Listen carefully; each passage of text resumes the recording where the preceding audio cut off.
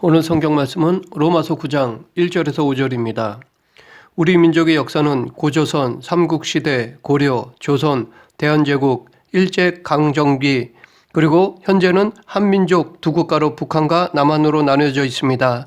그런데 이스라엘이라는 나라는 아브라함 한 사람으로 시작해서 히브리 민족, 이스라엘, 한민족 두 국가였던 북이스라엘과 남유다를 거쳐 유대인 그리고 현재 다시 이스라엘이라는 나라로 존재하고 있습니다. 이스라엘이라는 이름은 구약 성경에 등장하는 야곱에게 하나님께서 새로 주신 이름이었습니다. 이 야곱의 12아들은 지파와 이스라엘 나라의 뼈대라 할 수 있습니다. 야곱의 12아들 가운데 세 번째 아들이 레위입니다. 레위가 제사장 지파가 된 것은 그가 12아들 가운데 탁월한 실력을 갖추었기 때문이 아닙니다. 하나님께로부터 제사장 지파로 택함을 받았기 때문입니다. 그래서 레위 지파는 제사장으로 다른 지파와 달리 생업에 종사하지 않고 하나님께서 맡겨주신 제사 드리는 일을 감당해야 했습니다. 그리고 다른 지파들은 레위 지파의 필요를 공급해야 했습니다. 그런데 이런 레위 지파의 역할을 크게 보면 세상에 대하여 이스라엘이라는 나라가 해야 할 역할이기도 했습니다.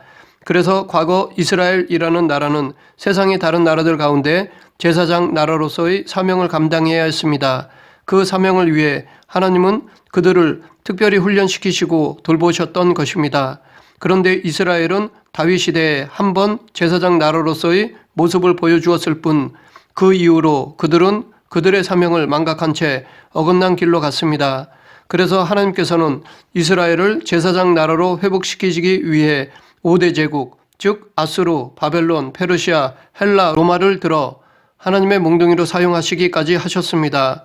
그 결과 지금의 이스라엘이라는 나라는 세계 인구에서 차지하는 비중이 약 0.1%에 불과한 소수이지만 세계 곳곳에서 막강한 힘을 가진 세력, 노벨상을 가장 많이 수상한 머리 좋은 민족, 중동의 화약고라고 할 정도로 힘을 가지고 있는 나라가 되었습니다.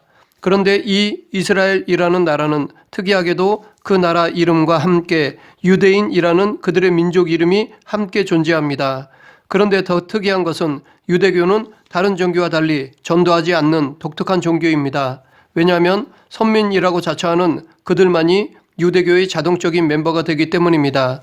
지금도 유럽과 미국에서는 주로 토요일에 회당에서 그들만의 모임을 한다고 합니다. 유대인 남자 어른들은 그들만의 독특한 모자와 복장을 하고 있으며 남자 아이들도 작은 모자를 머리에 쓰고 히브리어로 된 모세의 율법책을 손에 들고 있기 때문에 한눈에 보기에도 그들이 유대인임을 알아볼 수 있습니다. 아직도 그들은 회당에서 모세의 율법을 가르치고 공부하고 있습니다. 그리고 아직도 메시아를 기다리고 있습니다. 유대인이라고 하면 보편적으로 사람들에게 유대인의 상술, 유대인의 탈무드가 먼저 떠오를 것입니다. 그런데 우리에게는 유대인 하면 예수님도 생각해야 합니다. 왜냐하면 예수님은 유대인으로 오셨기 때문입니다. 성경에 보면 예수님께서 이 땅에 오실 때 동방 박사들이 유대인의 왕이 나신 곳이 어디입니까? 라고 헤롯에게 물었다가 온 예루살렘에 큰 소동이 났습니다. 그리고 예수님이 재판을 받을 때도 빌라도가 예수님께 내가 유대인의 왕이냐? 라고 물었고 예수님께서도 내 말이 맞다라고 대답하셨습니다. 또한 예수님의 십자가 위에 달린 명패에 유대인의 왕이라고 썼을 정도로 예수님과 유대인은 깊은 관련이 있습니다. 그러나 하나님께서 택하시고 율법을 통해 훈련시키시고 온 세계 민족을 위한 제사장의 나라를 삼으신 이스라엘은 그 사명을 감당하지 못했습니다. 더욱이 이들은 그들이 그토록 기다리던 메시아이신 예수님도 알아보지 못하고 오히려 예수님을 십자가에 못 박았습니다. 초대교회 때 이런 유대인들에게 바울은 복음을 전했습니다. 하지만 그들은 복음을 받아들이지 않았습니다. 바울이 자기 동족을 위해 그렇게 애타게 전도했음에도 불구하고 그들은 복음을 받아들이지 않았습니다. 이때 복음을 받아들이지 않은 동족을 향한 사도 바울의 심정을 고스란히 담은 것이 오늘 본문입니다. 우리는 본문을 통해 바울의 애절한 마음을 찾아볼 수 있습니다. 먼저 1절에서 바울은 내가 그리스도 안에서 참말을 하고 거짓말을 아니하노라 라고 말하고 있습니다. 여기서 그리스도 안에서 라는 말은 그리스도와의 연합 및 교제를 의미하는데 바울은 이렇게 예수님과 늘 함께한다는 생각을 했습니다. 그런데 이 그리스도와의 연합은 특별한 사람만이 아닌 지금 우리들에게도 마찬가지입니다. 바울뿐 아니라 모든 성도는 그리스도 안에 거하는 자로서 그리스도와 연합되어 있습니다. 이 연합은 예수님의 명령이기도 합니다. 요한복음 15장에서 당신을 포도나무에 비유하시면서 나는 포도나무여 너희는 가지라 그가 내 안에 내가 그 안에 거하면 사람이 열매를 많이 맺나니 나를 떠나서는 너희가 아무것도 할 수 없음이라 라고 말씀하셨습니다. 이렇게 우리는 예수님과 연합되어야 합니다. 성도는 바울처럼 말하는 것이나 행동하는 것에서 그리스도께서 하신 것처럼 해야 합니다. 즉 예수님과 연합한 성도는 언제나 참된 말을 하기에 힘써야 합니다. 그렇다면 우리가 해야 할 참된 말이란 구체적으로 무엇입니까? 우선 참된 말이란 진실된 말입니다. 예수님은 의롭고 진실된 분이십니다. 그러므로 그리스도와 연합된 성도들은 거짓을 버리고 진실된 말을 해야 합니다. 바울은 에베소서 4장 25절에서도 거짓을 버리고 각각 그 이웃으로 더불어 참된 것을 말하라 라고 하였습니다. 아무리 불신자들이 자기 정욕을 채우기 위해 이웃에게 거짓말을 하고 속여도 성도는 세태에 휩쓸리지 않고 진실을 말할 수 있어야 합니다. 속이는 것은 세상 사람들이 생각하는 것처럼 능력이 아닙니다. 반드시 그에 대한 징계가 있다는 것을 잊지 말아야 합니다. 다음으로 참된 말이란 사랑의 말입니다. 예수님은 모든 사람들에게는 언제나 사랑의 말씀을 해주셨습니다. 즉 용서의 말씀, 구원의 말씀, 희망을 주는 말씀을 하셨습니다. 그러므로 예수님과 연합된 성도들도 이웃에게 사랑의 말을 해야 합니다.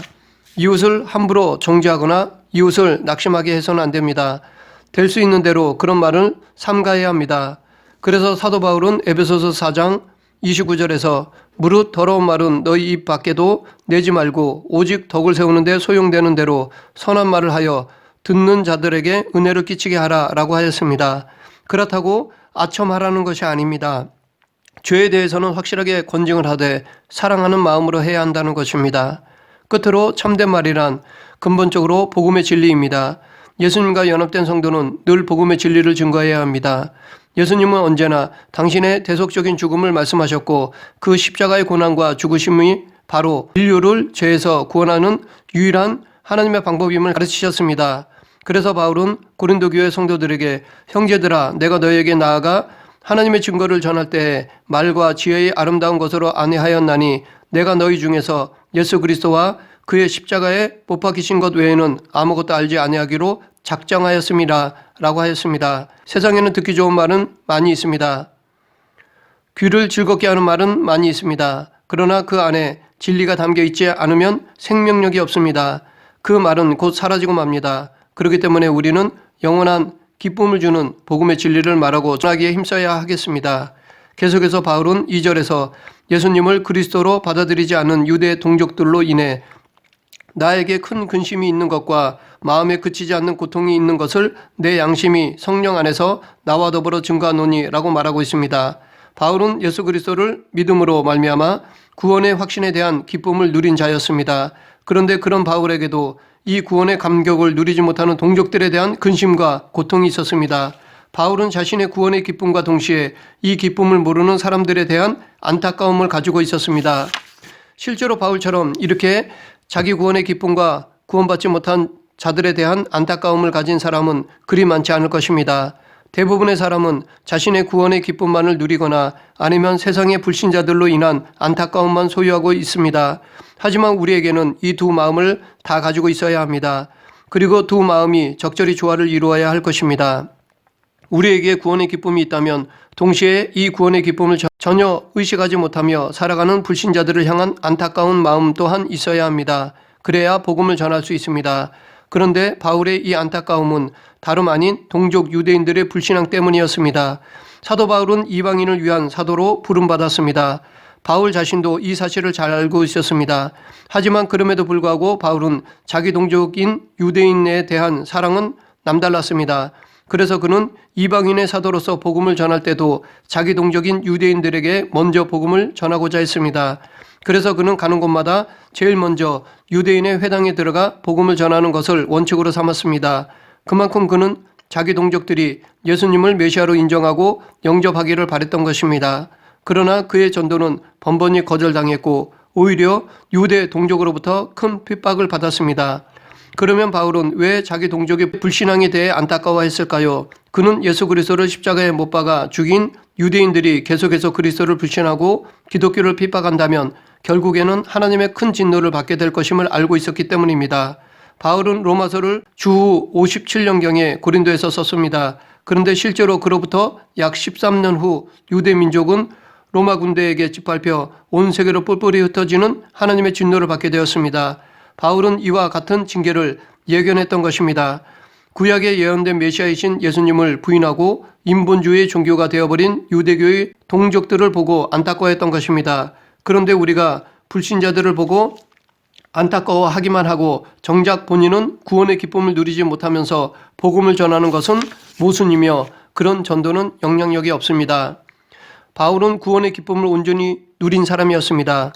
그래서 그는 죄인으로 결박되었음에도 불구하고 아그리빠 왕에게 말이 적으나 많으나 당신뿐만 아니라 오늘 내 말을 듣는 모든 사람도 이렇게 결박된 것 외에는 나와 같이 되기를 하나님께 원하나이다 라고 하였습니다.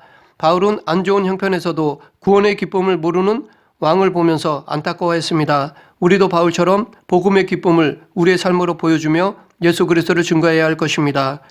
동족 유대인들이 예수님을 그리스도로 받아들이지 않자 바울은 자기 동족들이 구원을 받을 수만 있다면 자신이 하나님의 저주를 받아 그리스도에게서 끊어져도 좋다라고까지 말하였습니다. 바울의 이와 같은 바람은 과거 모세가 하나님께 드렸던 간구와 일맥상통합니다. 과거 모세가 시내산에 올라가 40일 동안 있으면서 하나님으로부터 십계명을 받았을 때 이스라엘 백성들은 산 아래서 금송아지 우상을 만들어 놓고 그것을 하나님이라고 부르며 그 앞에서 뛰며 놀았습니다. 그러자 하나님께서는 진노하셔서 모세를 통해 그들을 진멸시키고 다른 민족을 세우겠다고 말씀하셨습니다. 그때 모세는 그러나 이제 그들의 죄를 사하시옵소서, 그렇지 아니하시오면 원하건대 주께서 기록하신 책에서 내 이름을 지워버려 주옵소서라고 간구했습니다. 그로 인해 하나님은 레위 지파를 통해 범죄에 적극 가담한 3,000명만 심판하시고 진노를 그치셨습니다. 바울도 이와 같은 모세의 심정으로 자신이 그리스도의 은혜에서 떨어져 지옥에 갈지라도 자기 동족이 구원을 받기를 원한다고 했습니다. 과거 이스라엘은 하나님께서 베풀어 주신 특권을 소유했었습니다.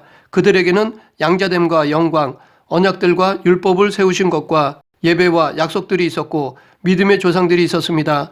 그리고 결정적으로 그들에게서 메시아이신 예수 그리스도께서 오셨습니다. 이러한 특권은 이 세상의 어떤 민족도 누려보지 못한 오직 이스라엘만 누렸던 특권이었습니다. 그렇기 때문에 이스라엘 민족은 이 특권을 귀중하게 여기고 그 특권에 합당한 삶을 살아야 했습니다. 하나님의 선민으로서의 모범적인 삶을 살아야 했고 더욱 하나님의 말씀에 순종하며 이방 나라에 대해서도 제사장 나라로서 사명을 감당해야 했습니다. 세상의 거룩한 나라로서의 본을 보여야 했습니다. 그러나 그들은 이러한 특권을 소유했지만 그에 합당한 삶을 살지는 못했습니다. 그들은 그들이 받은 특권으로 오히려 교만해졌으며 신앙도 형식화되어 갔습니다. 그리고 결정적으로는 하나님의 아들이신 예수 그리스도께서 그들 가운데 오셨음에도 불구하고 그를 알아보지 못하고 십자가에 못 박아 죽이는 악행을 저질렀습니다. 결국 그들은 하나님의 심판을 받아 모든 특권을 빼앗기고 2000여 년 동안 나라 없이 방랑해야만 했습니다. 이것이 특권을 제대로 지키지 못한 자들의 결국입니다. 그런데 지금 우리는 과거 이스라엘 사람들보다 더 큰 영적 특권을 하나님께로부터 받았습니다. 하나님을 아버지라 부를 수 있는 하나님의 자녀가 되었습니다. 어찌 보면 이 특권은 이스라엘 민족이 타락하여 자기들의 특권을 지키지 못한 결과라고 할 수 있습니다. 그렇기 때문에 우리가 여기서 기억해야 할 것은 우리 또한 우리에게 주어진 특권을 지키지 못한다면 하나님께 버림받아 과거 이스라엘처럼 비참해질 수밖에 없다는 것입니다.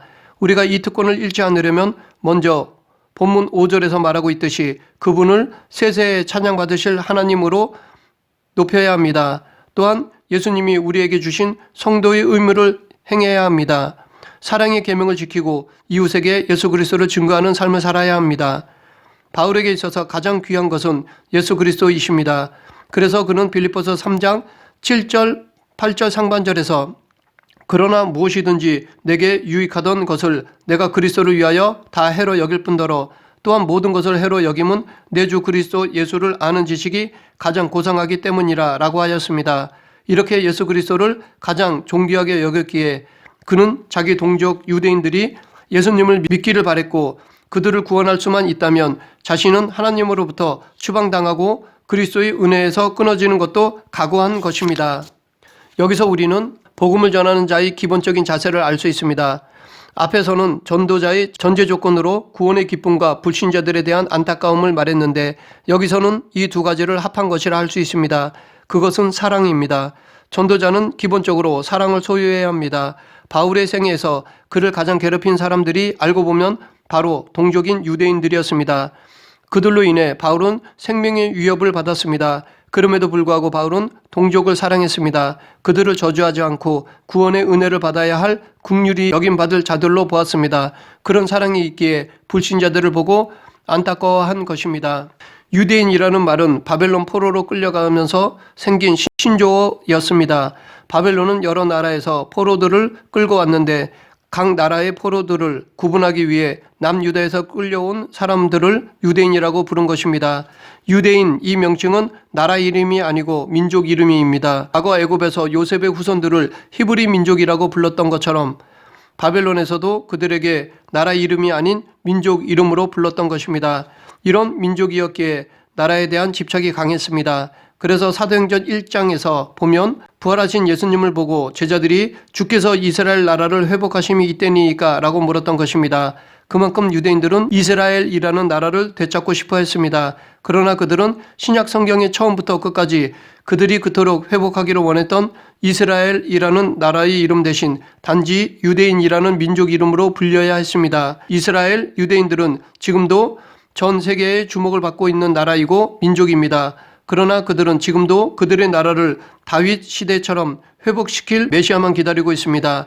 메시아이신 예수 그리스도께서 2000년 전에 이미 이 땅에 오셔서 우리의 죄를 십자가에서 대속하고 부활하시고 하늘에 다시 오르시고 다시 오실 것을 그들은 아직도 믿지 않고 있습니다. 아직도 복음의 진리를 받아들이지 않고 있습니다. 그들은 아직도 율법에 매여 있습니다. 그러므로 예수 그리스도를 통한 하나님의 선택한 백성은 유대인이 아닙니다. 바로 그리스도인입니다. 지금 우리들이 하나님께서 택하신 참 당신의 백성입니다. 그러므로 하나님의 백성으로서 계속해서 예수 그리스도를 전하는 저와 여러분이 되어야 할 것입니다. 말씀을 정리하겠습니다. 바울은 자신을 힘들게 한 유대 동족들이 예수 그리스도를 영접하지 않는 것에 대해 안타까워했습니다. 불신자들을 마치 자기 부모, 형제, 자매처럼 여기며 그들의 구원을 간구했습니다. 우리도 바울처럼 가족, 이웃, 민족, 더 나아가 세계 인류의 구원을 위해 수고하며 아직까지 예수 그리스도를 영접하지 않는 자들을 보면 안타까워하는 마음을 가져야 할 것입니다. 이것이 예수님의 마음으로 살아가는 성도의 마땅한 마음 자세입니다. 우리 모두 예수님의 마음으로 불신자들을 사랑하고 바울처럼 끝까지 복음을 전하는 성도가 되길 간절히 축원합니다. 기도하겠습니다. 사랑과 은혜가 풍성하신 하나님 아버지, 저희들도 바울처럼 예수님의 마음으로 불신자들을 바라보며 복음을 전하게 하여 주시옵소서. 그들을 안타까운 마음으로 바라보며 포기하지 않고 복음을 전하는 성도가 되게 하여 주시옵소서. 예수님 이름으로 기도드립니다. 아멘.